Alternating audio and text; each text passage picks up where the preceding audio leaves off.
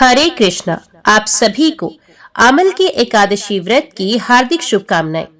आमल की एकादशी को ही रंग भरी एकादशी के नाम से जाना जाता है, क्योंकि ये होली से कुछ दिन पहले आती है।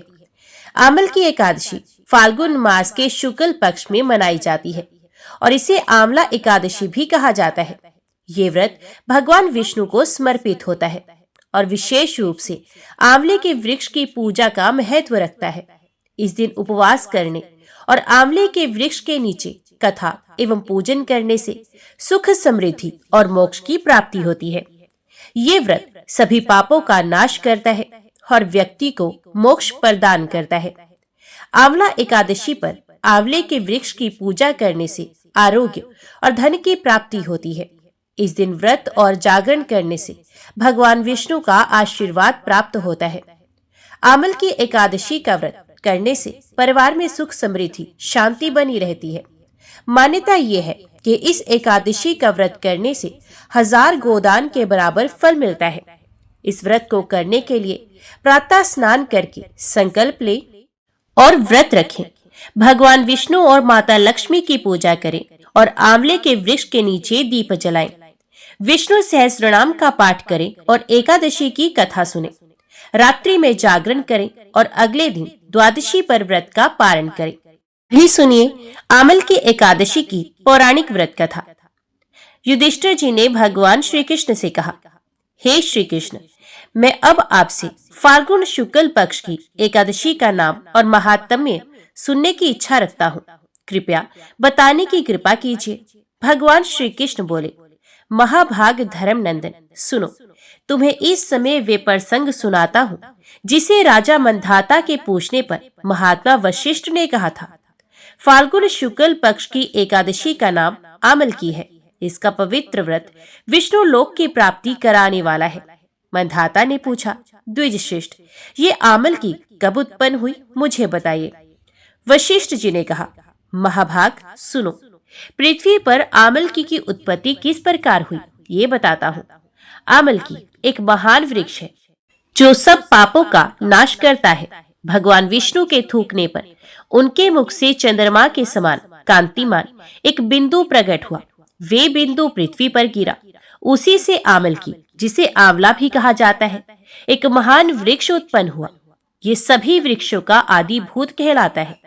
इसी समय समस्त प्रजा की सृष्टि करने के लिए भगवान ने ब्रह्मा जी को उत्पन्न किया। उन्हीं से इन प्रजाओं की सृष्टि हुई। देवता, दानव, गंधर्व, यक्ष, राक्षस, नाग तथा निर्मल अंत करने वाले महर्षियों को ब्रह्मा जी ने जन्म दिया। उनमें से देवता और ऋषि उस स्थान पर आए जहाँ विष्णु प्रिया आमलकी का वृक्ष था। महाभाग, उसे देखकर देवताओं को बड़ा विस्मय हुआ। वे एक दूसरे पर दृष्टिपात करते हुए उत्कंठा पूर्वक उस वृक्ष की ओर देखने लगे और खड़े खड़े ही सोचने लगे कि पलक्ष आदि वृक्ष तो पूर्व काल की ही भांति हैं, जो सब के सब हमारे परिचित हैं, किंतु इस वृक्ष को हम नहीं जानते। उन्हें इस प्रकार चिंता करते देख आकाशवाणी हुई, महर्षियों, ये सर्वश्रेष्ठ आमलकी का वृक्ष है जो भगवान विष्णु को प्रिय है। इसके स्मरण मात्र से गोदान का फल मिलता है। स्पर्श करने से इससे 2 गुना और फल भक्षण करने से 3 गुना पुण्य प्राप्त होता है। इसलिए सदा प्रयत्न पूर्वक आमलकी का सेवन करना चाहिए। ये सब पापों को हरने वाला वैष्णव वृक्ष बताया गया है। इसके मूल में विष्णु, उसके ऊपर ब्रह्मा, सकंद में परमेश्वर भगवान रुद्र, शाखाओं में मुनि, टहनियों में देवता, पत्तों में वसु, फूलों में मृदगण तथा फलों में समस्त प्रजापति वास करते हैं। आमल की सर्वदेवमयी बताई गई, अतः विष्णु भक्त पुरुषों के लिए ये परम पूज्य है। ऋषि बोले, अव्यक्त स्वरूप से बोलने वाले महापुरुष, हम लोग आपको क्या समझे? आप कौन हैं? देवता हैं या कोई और? हमें ठीक ठीक बताइए। आकाशवाणी ने बोला, जो संपूर्ण भूतों के कर्ता और समस्त भुवनों के सृष्टा है, जिन्हें विद्वान पुरुष भी कठिनता से देख पाते हैं, वही सनातन विष्णु मैं हूँ। देवादिदेव भगवान विष्णु का कथन सुनकर उन ब्रह्म कुमार महर्षियों के नेत्र आश्चर्य से चकित हो गए। उन्हें बड़ा विस्मय हुआ। वे आदि अंत रहित भगवान की स्तुति करने लगे। ऋषि बोले, संपूर्ण भूतों के आत्मभूत आत्मा एवं परमात्मा को नमस्कार है। अपनी महिमा से कभी च्युत ना होने वाले अच्युत को नित्य प्रणाम है। अंतरहित परमेश्वर को बारंबार प्रणाम है। दामोदर, कवि और यज्ञेश्वर को नमस्कार है। मायापते, आपको प्रणाम है। आप विश्व के स्वामी हैं, आपको नमस्कार है। ऋषियों की इस प्रकार स्तुति करने पर भगवान श्री हरि संतुष्ट हुए और बोले, महर्षियों, तुम्हें कौन सा अभिष्ट वरदान दूं? तो ऋषि बोले, भगवान, यदि आप संतुष्ट हैं तो हम लोगों के हित के लिए कोई ऐसा व्रत बताइए जो स्वर्ग और मोक्ष रूपी फल प्रदान करने वाला हो। भगवान श्री विष्णु ने कहा, महर्षियों, फाल्गुन मास के शुक्ल पक्ष में यदि पुष्य नक्षत्र से युक्त द्वादशी तिथि हो तो वे महान पुण्य देने वाली और बड़े बड़े पातकों का नाश करने वाली होती है। द्विजवरों, उसमें जो विशेष कर्तव्य है उसको सुनो। आमल की एकादशी में आंवले के वृक्ष के पास जाकर वहां रात्रि में जागरण करना चाहिए। इससे मनुष्य सब पापों से छूट जाता है और सहस्त्र गोदानों का फल प्राप्त करता है। विप्रगण, यह व्रतों में उत्तम व्रत है जिसे मैंने तुम लोगों को बताया है। ऋषि बोले, भगवान, इस व्रत की विधि बताइए, ये कैसे पूर्ण होता है? इसके देवता, नमस्कार और मंत्र कौन से बताए गए हैं? उस समय स्नान और दान कैसे किया जाता है? पूजन की कौन सी विधि है तथा उसके लिए मंत्र क्या है? इन सब बातों का यथार्थ रूप से वर्णन कीजिए। भगवान श्री विष्णु ने कहा, द्विजवरों, इस व्रत की जो उत्तम विधि है उसको श्रवण करो। एकादशी को प्रातःकाल दंत धावन करके ये संकल्प करे कि हे पुंडरीकाक्ष, हे अच्युत, हे स्वामी, मैं एकादशी को निराहार रहकर दूसरे दिन भोजन करूंगा। आप मुझे शरण में रखें। ऐसा नियम लेने के बाद पतित, चोर, पाखंडी, दुराचारी, मर्यादा भंग करने वाले तथा गुरु पत्नी गामी मनुष्यों से वार्तालाप ना करें। अपने मन को वश में रखते हुए नदी में, पोखरे में, कुएं पर अथवा घर में ही स्नान करें। स्नान के लिए पहले शरीर में मिट्टी लगाएं और कहें, हे वसुंधरे, तुम्हारे ऊपर अश्व और रथ चला करते हैं तथा वामन अवतार के समय भगवान विष्णु ने भी तुम्हें अपने पैरों से नापा था। हे मृत्तिके, मैंने करोड़ों जन्मों में जो पाप किए हैं, मेरे उन सब पापों को आप हर लो। इसके बाद स्नान मंत्र करें और बोले, जल की अधिष्ठात्री देवी, हे माता, तुम संपूर्ण भूतों के लिए जीवन हो, वही जीवन जो स्वदेश और उद्भिद जाति के जीवों का भी रक्षक है। तुम रसों की स्वामिनी हो, तुम्हें नमस्कार है। आज मैं संपूर्ण तीर्थों, कुंडों, झरनों, नदियों और देव संबंधी सरोवरों में स्नान कर चुका। मेरा ये स्नान उक्त सभी स्नानों का फल देने वाला हो। विद्वान पुरुष को चाहिए कि वे परशुराम जी की सोने की प्रतिमा बनाए। प्रतिमा अपनी शक्ति और धन के अनुसार 1 या आधे मासे स्वर्ण की होनी चाहिए। स्नान के पश्चात घर आकर पूजा और हवन करें। इसके बाद सब प्रकार की सामग्री लेकर आंवले के वृक्ष के पास जाए। वह वृक्ष के चारों ओर की जमीन झाड़ बुहार कर, लीप पोत कर शुद्ध करे। शुद्ध की हुई भूमि में मंत्र पाठ पूर्वक जल से भरे हुए नवीन कलश की स्थापना करें। कलश में पंचरत्न और दिव्य गंध आदि छोड़ दे। श्वेत चंदन से युक्त उसको चर्चित करे। कंठ में फूल की माला पहनाए। सब प्रकार के धूप की सुगंध फैलाए। जलते हुए दीपकों की श्रेणी सजा कर रखे। तात्पर्य ये है कि सब ओर से सुंदर एवं मनोहर दृश्य उपस्थित करे।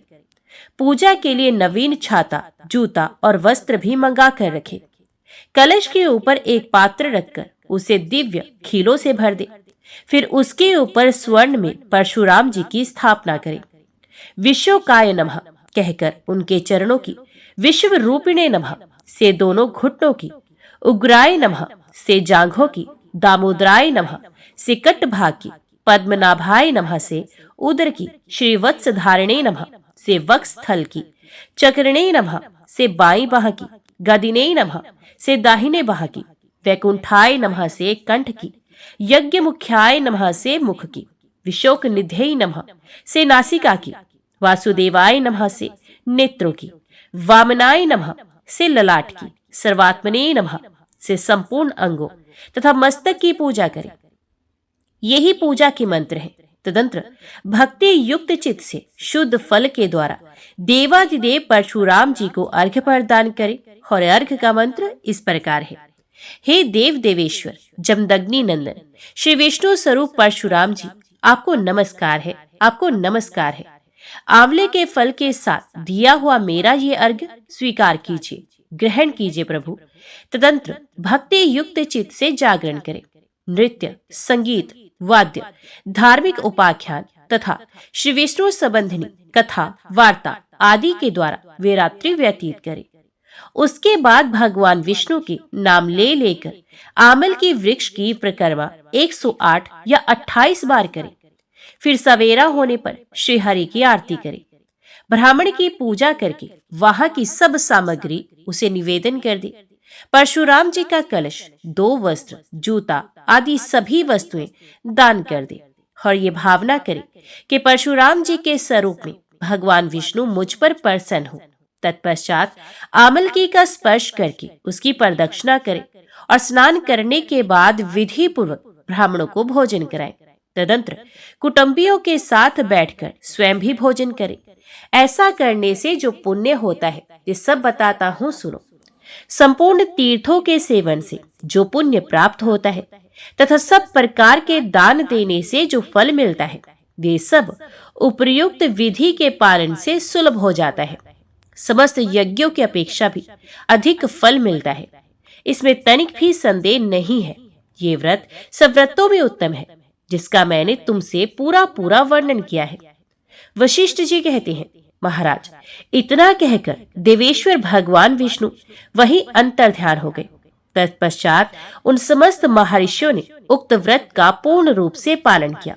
राजन, इसी प्रकार तुम्हें भी इस व्रत का अनुष्ठान करना चाहिए। भगवान श्री कृष्ण कहते हैं, हे युधिष्ठिर, ये दुर्धर्ष व्रत मनुष्य को सब पापों से मुक्त करने वाला है। ओम नमो भगवते वासुदेवाय नमः।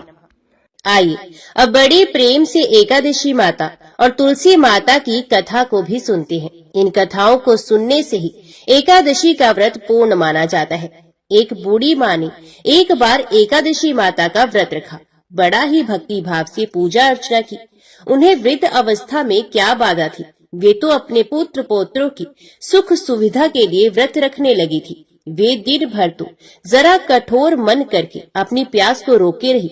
दिन में पूजा पाठ किया, कथा सुनी और पंडित जी को मिट्टी के पात्र में भरकर पानी और ऋतु फल दान में दिए। दोड़ा भर के बूरा शक्कर वितरण किया। उन्हें गर्मी के कारण बहुत बेचैनी हो रही थी। इस कारण से बड़ी देर तक पानी में पड़ी रही और पानी के कुल्ला करती रही, अपना मुंह धोती रही। तब कहीं थोड़ा बहुत धैर्य बंध पाया। धूप तो बहुत तेज पड़ रही थी, इस कारण बार बार उनका मुंह सूख रहा था। बूढ़ी माँ बहुत बेचैन हो रही थी। एक तरफ बुढ़ापा और दूसरा ये भयंकर गर्मी। वृद्ध अवस्था की स्थिति तो कुछ दूसरी ही प्रकार की होती है। तैसे तैसे रो धो के दिन कट गया। अब पहाड़ सी रात सामने थी। उसका कटना बड़ा ही कठिन दिखाई दे रहा था। खटिया पर पड़े शांति नहीं मिल रही थी। वे बार बार करवट बदल रही थी। अनेक बार वे बाहर जाती और भीतर आती। उन्हें घर के अंदर शांति नहीं थी। वे पड़ी पड़ी एकादशी माता का स्मरण करती रही। वे कहती रही कि हे माता जी, आप मेरी लाज रखिएगा, आप ही मुझे शक्ति दीजिएगा, जिससे मैं भली भांति आपका व्रत पूरा कर सकूं और ये पहाड़ सी रात शांति पूर्वक व्यतीत हो सके। प्यास के कारण बूढ़ी माँ की बेचैनी तो बढ़ ही रही थी। उन्होंने धैर्य रखने का बहुत प्रयास किया, किंतु सहनशीलता की सीमा टूट गई और वे घबराकर एकदम चिल्ला पड़ी और बोली कि बचाओ बचाओ। अम्मा का चिल्लाना सुनकर परिवार भर के नर नारी, बच्चे और पड़ोसी एकत्रित होकर बूढ़ी अम्मा की खटिया के समीप पहुंच गए। सबने पूछा कि अम्मा जी, आपको क्या हुआ, आप क्यों चिल्ला रही हो, आप इस वृद्ध अवस्था में ये कठिन व्रत क्यों कर रही हैं? अम्मा जी की शक्ति से ही भक्ति होती है। थोड़ी ही देर में वे फिर से बोली, अरे हमारे तो प्राण ही निकले जा रहे हैं, मेरी छाती पर ठंडे पानी का घड़ा रख दीजिए। नातिया ने दादी की छाती पर ठंडे पानी का पात्र रख दिया। तब कहीं उन्हें थोड़ा बहुत आराम मिला और थोड़ी देर के लिए उन्होंने अपनी आंखें बंद कर ली। एकादशी माता ने सोचा कि ये बूढ़ी अम्मा है तो बहुत कठोर, जरा जाकर उसकी परीक्षा लेनी चाहिए। वे आधी रात को मुर्गा बनकर टेर लगाने लगी। मुर्गे की आवाज सुनकर दादी झट से उठी और बाहर जाकर आसमान की ओर देखा, किंतु आसमान में कहीं उन्हें प्रातःकालीन तारा दिखाई नहीं दिया। तो वे सोचने लगी कि ये मुर्गा क्यों और कैसे बोल रहा है। उन्हें प्यास तो लगी रही थी। थोड़ा बहुत उनका मन भी विचलित होने लगा, किंतु अंत में उन्होंने दृढ़ निश्चय किया कि मैं अब व्रत को पूर्ण करके ही छोड़ूंगी, चाहे भले ही मेरे प्राण क्यों न निकल जाए। ये सोचकर फिर वे खटिया पर शिथिल होकर लेट गई। थोड़ी ही देर में एकादशी माता ने उनकी फिर से परीक्षा लेनी चाहिए।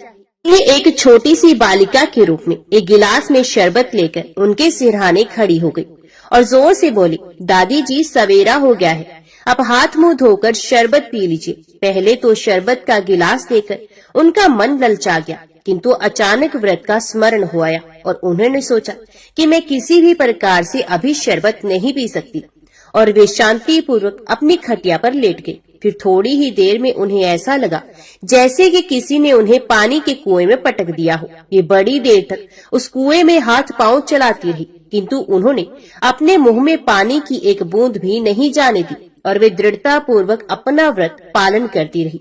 थोड़ी ही देर में ना जाने कहां से सामने आग जलने लगी, जिससे भारी गर्मी बढ़ने लगी। प्यास के कारण प्राण निकलने लगे, किंतु बूढ़ी अम्मा का कुछ भी नहीं बिगाड़ पाया।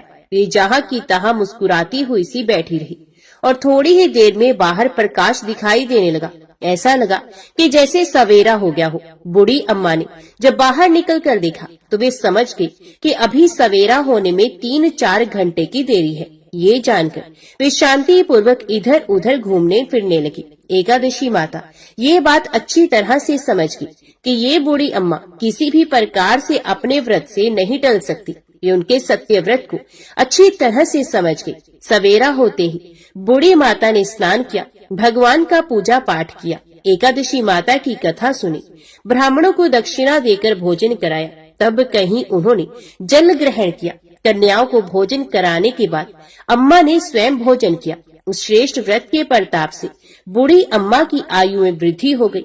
उनका घर परिवार हरा भरा हो गया। घर में अब उनके कोई अभाव नहीं रहा था।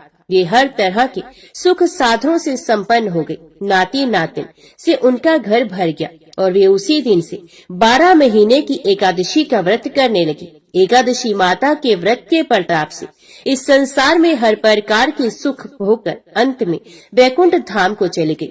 जैसे एकादशी माता ने बूढ़ी माता और उनके परिवार को हरा भरा किया, ऐसे ही एकादशी माता हम सभी की मनोकामनाओं को पूर्ण करे। तो बोलिए श्री लक्ष्मी नारायण भगवान की जय। एकादशी भगवान विष्णु की साक्षात शक्ति है, जिस शक्ति ने उस असुर का वध किया है, जिससे भगवान भी जीत पाने में असमर्थ थे। उस शक्ति के आगे मनुष्य के पाप रूपी असुर भला कैसे टिक सकता है। जिस शक्ति ने देवताओं के कष्ट को हरकर उन्हें सुख दिया, वे प्राणी मात्र को क्या नहीं दे सकती। सुख, शांति, समृद्धि और मोक्ष समस्त सुख सहज ही प्राप्त हो जाते हैं। 11 माता की भक्ति में इतनी शक्ति है कि जिसके प्रभाव से मनुष्य को सहज ही सभी प्रकार के सुख प्राप्त हो जाते हैं और अंत समय में मोक्ष की भी प्राप्ति होती है। एकादशी माता की कथा के अनुसार प्राचीन समय की बात है। सतयुग में मुर नामक दानव रहता था। वे बड़ा ही अद्भुत, अत्यंत रौद्र तथा संपूर्ण देवताओं के लिए भयंकर था। उस काल रूपधारी दुरात्मा महाअसुर ने इंद्र को भी जीत लिया था। संपूर्ण देवता उससे परास्त होकर स्वर्ग से निकाले जा चुके थे और शंकित तथा भयभीत होकर पृथ्वी पर विचरा करते थे। एक दिन सब देवता महादेव जी के पास गए। वह इंद्र ने भगवान शिव के आगे सारा हाल कह सुनाया। इंद्र बोले, महेश्वर, ये देवता स्वर्गलोक से भ्रष्ट होकर पृथ्वी पर विचर रहे हैं। मनुष्यों में रहकर इनकी शोभा नहीं होती। देव, कोई उपाय बताइए। देवता किसका सहारा ले? महादेव जी ने कहा, देवराज, जहाँ सबको शरण देने वाले, सबकी रक्षा में तत्पर रहने वाले जगत के स्वामी भगवान गरुड़ ध्वज विराजमान है, वहाँ जाओ। वे तुम लोगों की रक्षा करेंगे। भगवान श्री कृष्ण कहते हैं, युधिष्ठिर, महादेव जी की बात सुनकर परम बुद्धिमान देवराज इंद्र संपूर्ण देवताओं के साथ वहां गए। भगवान गदाधर क्षीर सागर के जल में सो रहे थे। उनका दर्शन करके इंद्र ने हाथ जोड़कर स्तुति आरंभ की। इंद्र बोले, देव देवेश्वर, आपको नमस्कार है। देवता और दानव दोनों ही आपकी वंदना करते हैं। पुंडरीकाक्ष, आप दैत्यों के शत्रु हैं। मधुसूदन, हम लोगों की रक्षा कीजिए। जगन्नाथ, संपूर्ण देवता मुर नामक दानव से भयभीत होकर आपकी शरण में आए हैं। भक्तवत्सल, हमें बचाइए। देव देवेश्वर, हमें बचाइए। जनार्दन, हमारी रक्षा कीजिए, रक्षा कीजिए। दानवों का विनाश करने वाले कमल नयन, हमारी रक्षा कीजिए। प्रभु, हम सब लोग आपके समीप आए हैं, आपकी ही शरण में आ पड़े हैं। भगवान, शरण में आए हुए देवताओं की सहायता कीजिए। देव, आप ही पति, आप ही मति, आप ही कर्ता और आप ही कारण है। आप ही सब लोगों की माता और आप ही इस जगत के पिता है। भगवान, देव देवेश्वर, शरणागत वत्सल, देवता भयभीत होकर आपकी शरण में आए हैं।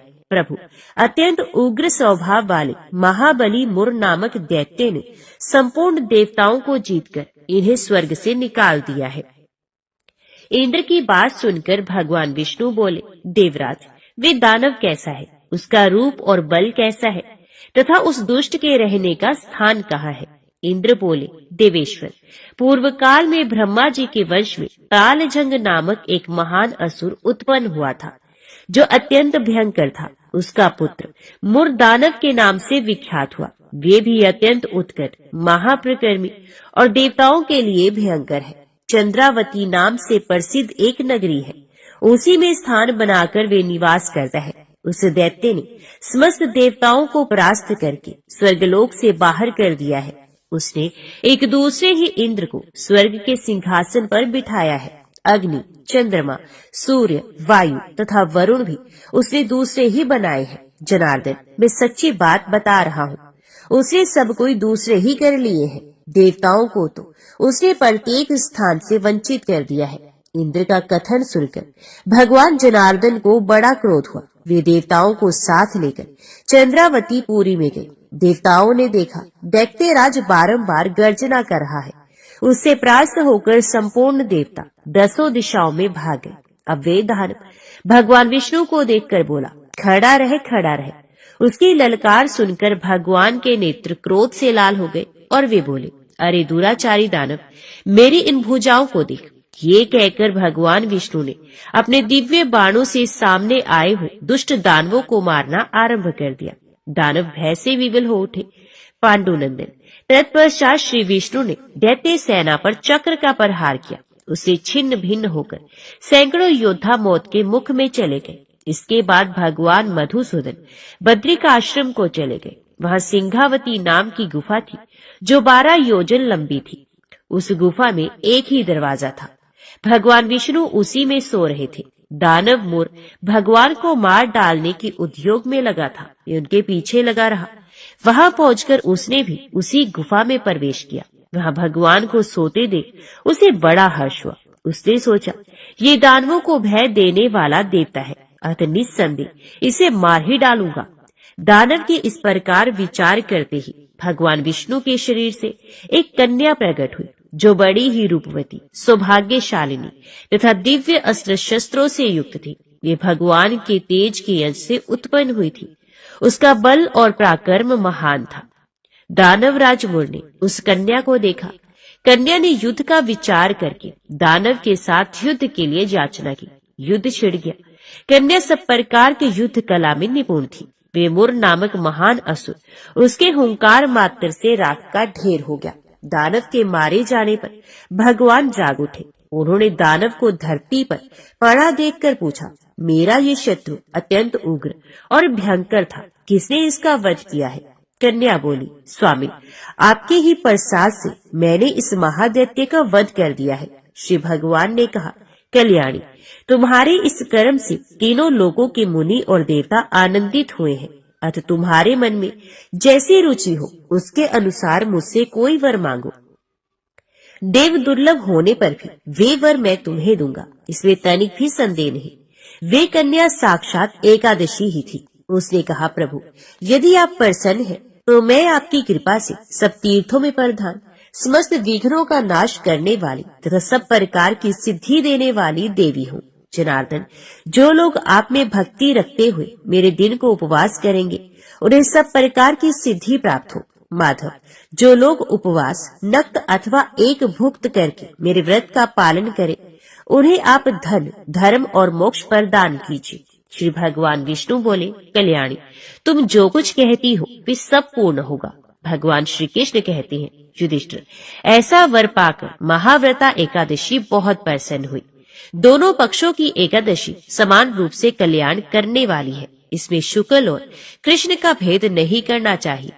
यदि उदय काल में थोड़ी सी एकादशी, मध्य में पूरी द्वादशी और अंत में किंचित त्रयोदशी हो तो वे त्रिस्पर्शा एकादशी कहलाती है। वे भगवान को बहुत ही प्रिय है।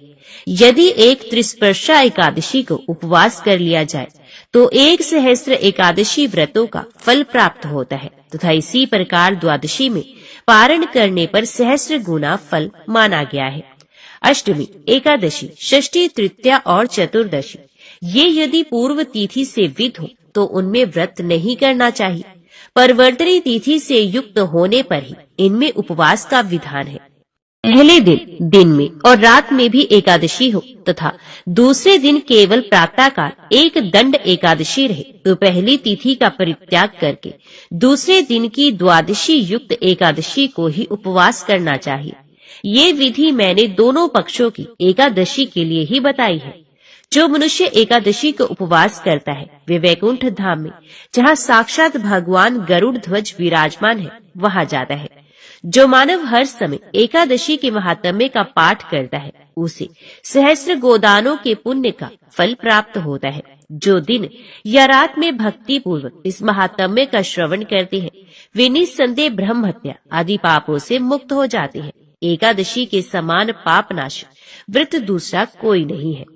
सब प्रेम से बोलो, लक्ष्मी नारायण भगवान की जय, राधा कृष्ण भगवान की जय, एकादशी माता की जय। अभी श्रवण कीजिए तुलसी महात्म्य की कथा।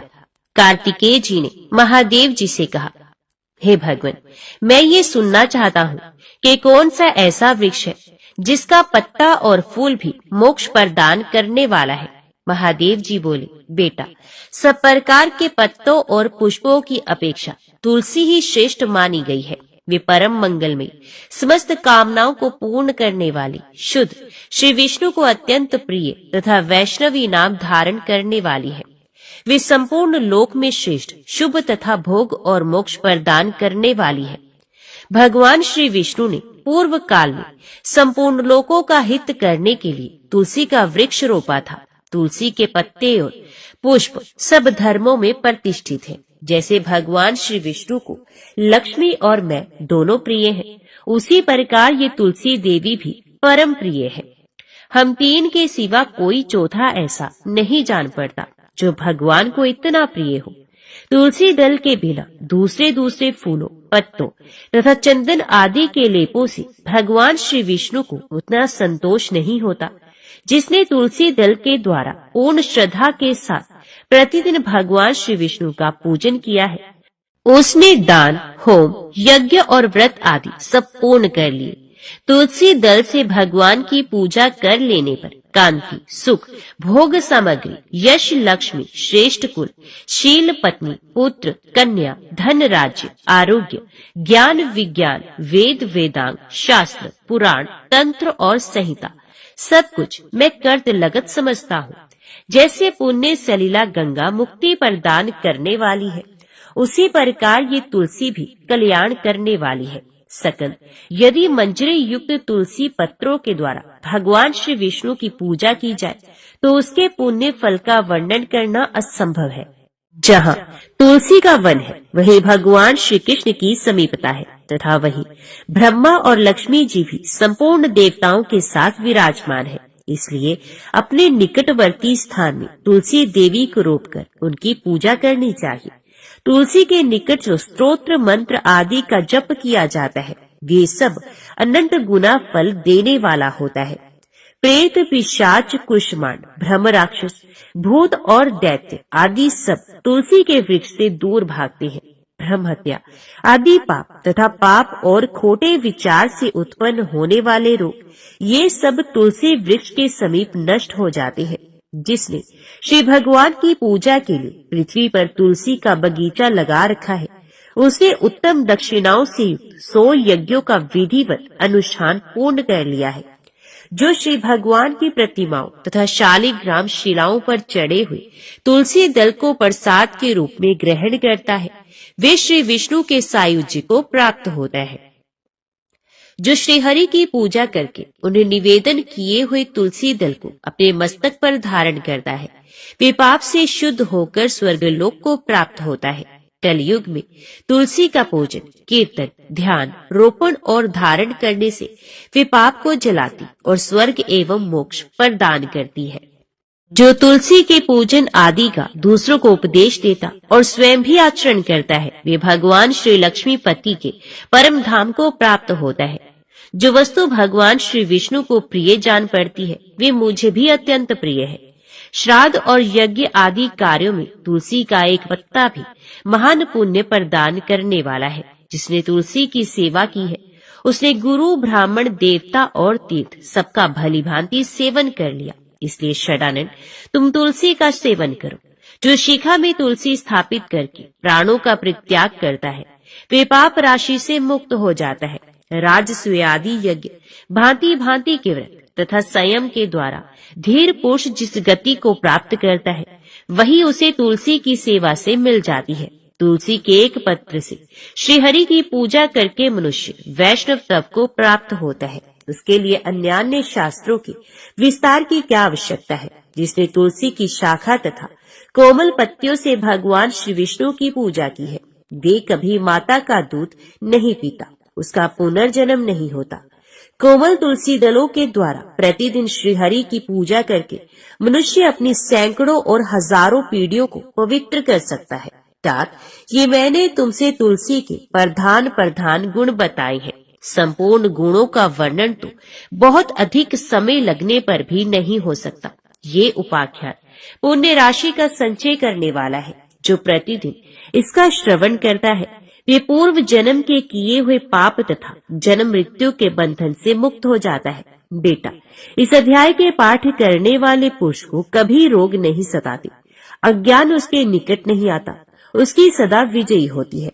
शिष्यों ने कहा, नाथ, ब्रह्मवेताओं में श्रेष्ठ, आपने पूर्व काल में ब्रह्मा जी के मुख से तुलसी जी के जिस स्तोत्र का श्रवण किया था, उसको हम आपसे सुनना चाहते हैं। तो शतानंद जी बोले, शिष्यगण, तुलसी का नाम उच्चारण करने पर असुरों का दर्प दलन करने वाले भगवान श्री विष्णु प्रसन्न होते हैं। मनुष्य के पाप नष्ट हो जाते हैं तथा उससे अक्षय पुण्य की प्राप्ति होती है, जिसके दर्शन मात्र से करोड़ों गोदान का फल होता है। उस तुलसी का पूजन और वंदन लोग क्यों ना करें। कलयुग के संसार में वे मनुष्य धन्य हैं, जिनके घर में शालिग्राम शिला का पूजन संपन्न करने के लिए प्रतिदिन तुलसी का वृक्ष भूतर पर लहलहाता रहता है। जो कलयुग में भगवान श्री केशव की पूजा के लिए पृथ्वी पर तुलसी का वृक्ष लगाते हैं, उन पर यदि यमराज अपने किंकरों सहित रुष्ट हो जाए, तो भी वे उनका क्या कर सकते हैं। हे तुलसी, तुम अमृत से उत्पन्न हो और केशव को सदा ही प्रिय हो। हे कल्याणी, मैं भगवान की पूजा के लिए तुम्हारे पत्तों को चुनता हूँ। तुम मेरे लिए वरदायिनी बनो। तुम्हारे श्रीअंगों से उत्पन्न होने वाले पत्रों और मंजरियों द्वारा मैं सदा ही जिस प्रकार श्री हरि का पूजन कर सकूं, वैसा उपाय करो। पवित्रांगी तुलसी, तुम कलिमल का नाश करने वाली हो। इस भाव के मंत्रों से जो तुलसी दलों को चुनकर उनसे भगवान वासुदेव का पूजन करता है, उसकी पूजा का करोड़ों गुना फल होता है। देवेश्वरी, बड़े बड़े देवता भी तुम्हारे प्रभाव का गायन करते हैं। मुनि, सिद्ध, गंधर्व, पाताल निवासी, साक्षात नागराज शेष तथा संपूर्ण देवता भी तुम्हारे प्रभाव को नहीं जानते। केवल भगवान श्री विष्णु ही तुम्हारी महिमा को पूर्ण रूप से जानते हैं। जिस समय क्षीर समुन्दर के मंथन का उद्योग प्रारंभ हुआ था, उस समय श्री विष्णु के अनंतांश से तुम्हारा प्रादुर्भाव हुआ था। पूर्व काल में श्री हरि ने तुम्हें अपने मस्तक पर धारण किया था। देवी, उस समय श्री विष्णु के शरीर का संपर्क पाकर तुम परम पवित्र हो गई थी। तुलसी, मैं तुम्हें प्रणाम करता हूँ। तुम्हारे श्रीअंग से उत्पन्न पत्रों द्वारा जिस प्रकार श्री हरि की पूजा कर सकूं, ऐसी कृपा करो जिससे मैं निर्विघ्नता पूर्वक परम गति को प्राप्त हूँ। साक्षात श्री कृष्ण ने तुम्हें गोमती तट पर लगाया और बढ़ाया था। वृंदावन में विचरते समय उन्होंने संपूर्ण जगत और गोपियों के हित के लिए तुलसी का सेवन किया। जगत प्रिया तुलसी। पूर्व काल में वशिष्ठ जी के कथन अनुसार श्री रामचंद्र जी ने भी राक्षसों का वध करने के उद्देश्य से सरयू के तट पर तुम्हें लगाया था। तुलसी देवी, मैं तुम्हें प्रणाम करता हूँ।